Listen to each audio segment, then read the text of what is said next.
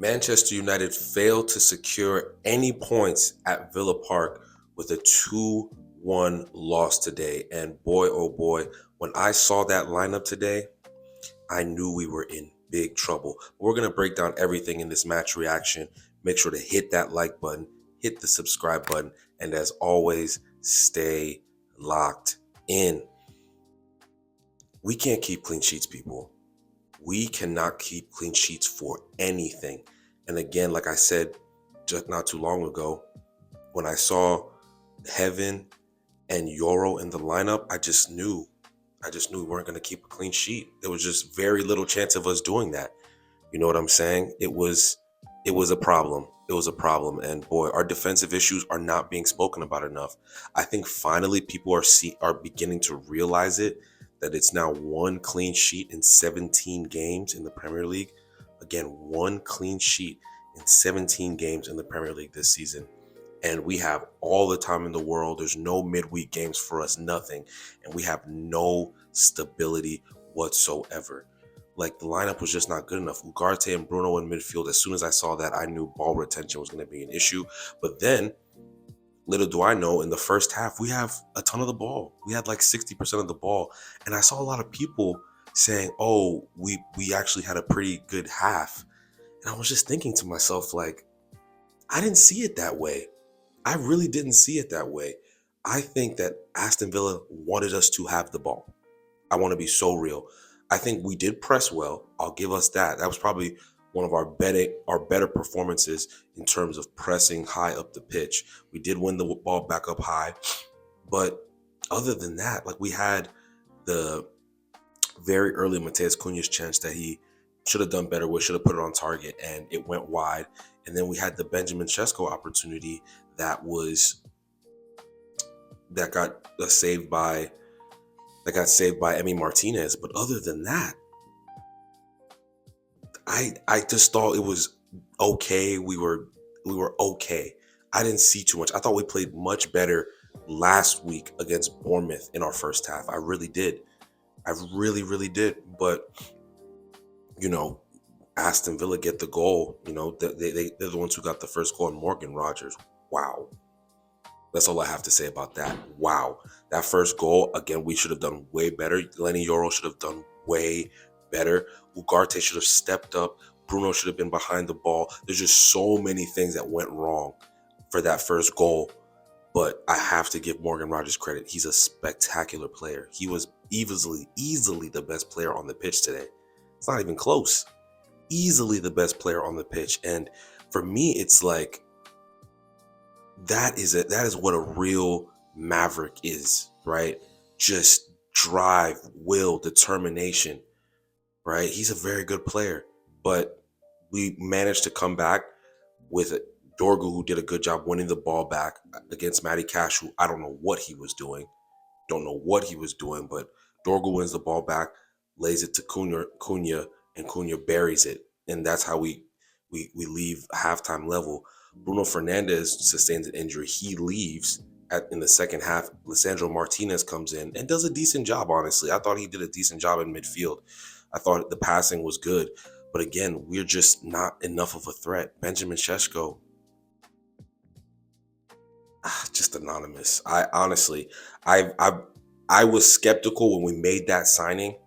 I was very skeptical when we made that signing, and I just thought to myself, this is just like an upgraded version of this is like a better version of, I don't want to say a better version of Rasmus Højlund, but he's not an elite center forward. He's not an elite center forward. And when you spend that amount of money on a center forward, you either A, have to be so good at that position that he gets to bet himself in, or B, he has to be ready right away. And he's neither of those things. And we're neither of those things. We don't have anybody who's an elite striker. We don't have that. So now all the pressure is going to be on him. And he's not good enough yet. He's just not good enough. I'm sorry. Like, guys, we have to be real about this. Benjamin Sesko's not ready. Like, he's not ready. So it's a big issue. Teams don't care if we have the ball. They really don't. Because they know we're going to concede. They know we're going to concede. Look at the second goal, for instance. Like, again, it's kind of a similar thing. What is Heaven doing? What is Euro doing? Like, these are young kids. So it's like, I don't want to blame them. But even before they were playing, And this is why this is a Ruben Amorim thing.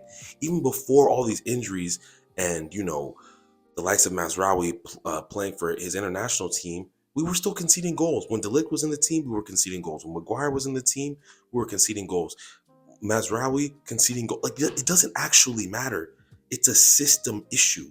It's a system issue. The first goal, one of our central midfielders is too deep. The other central midfielder is chasing the ball. He's behind the ball, right? And it's a mess. The second goal, it's just a calamity of errors. Heaven, it's a lack of it's youth. It's youth. Just like the Semenyo goal last week, Heaven does a poor job, doesn't step up. Yoro isn't aggressive enough. These are just rookie mistakes. You know what I'm saying? And even before then, if it's not the defenders making the mistakes, our midfield is just not built right. So this is just bound to happen, especially against a good team. This is Villa's 10th win on the bounce. I saw that. I was obviously, as I was assessing this game before, I'm like, they've won 9 games in a row. They're not about to lose 10 to Manchester United. That's not happening. So what's going to happen next? That was my thought process. Seriously, they're not losing 10 games in a row or they're not losing their streak to Manchester United. Come on, let's be real. Like, we're just so inconsistent. And the fact that we are 31 goals scored, 28 goals conceded, it's just this. There's no improvement, right? There's just absolutely zero improvement. And I'm not even mad. I was mad as soon as the match ended, but I took a second. I'm just like, what are you shocked? This is one of the better teams in world football right now. Great form, one of the best players in the Premier League, playing at his absolute best. And some people are saying, oh, well, because Bruno came off, no, we were kind of the same all game. Aston Villa wasn't amazing. I didn't think we were particularly amazing. We had opportunities. Cunha has to bury that chance, that headed opportunity. Dorgu was crossing the ball poorly all game, but he gave us one special cross, and Cunha just has to finish it, but it's just not good enough. There's not one department on the pitch where we're solid at all. There's not one. Going forward, we have issues. In midfield, we have issues. At the back, we have issues. There's just nowhere where we're solid. And to me, when it's like, that's the issue, I have to look at the coach. Because what else am I going to look at? If every department has issues,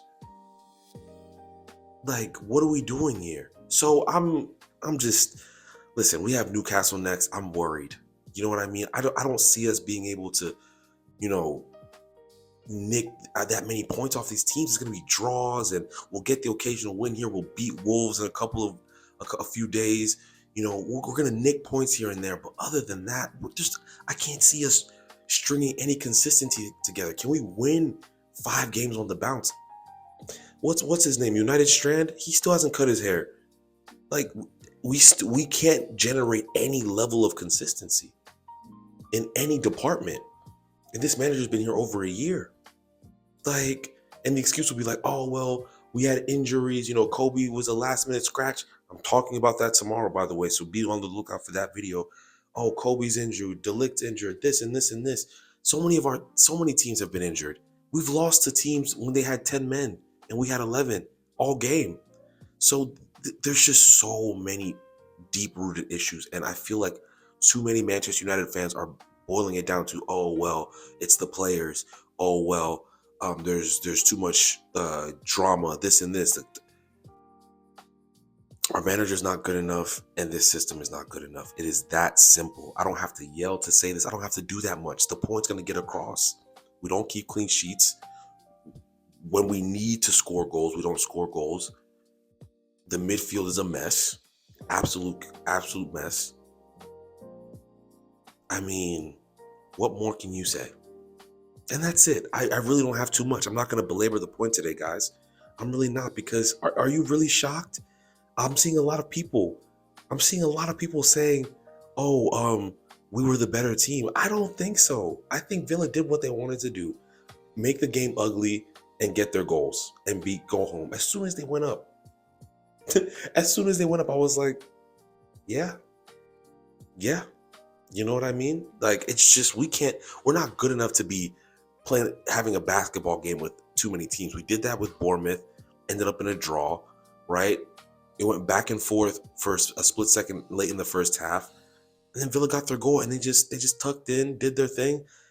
Just, and it was easy, really. Like, think about it. We scored a goal off of a really silly mistake. That's what happened. It wasn't, we didn't do anything spectacular where it was like, oh my God, we're just playing this sublime football and we just overwhelmed them with pressure and after pressure. Like, that's not what happened. So yes, we had possession. Yes, we had a couple opportunities in the first half and the second half, but it's just not good enough. We're not good enough. Guys, get your thoughts in the comments. I'm so over this. Hit the like button, hit the subscribe button, and we will talk real soon. I'm dropping a video tomorrow on Kobe Mainu. Do not miss it. I'll see y'all soon, okay? Deuces.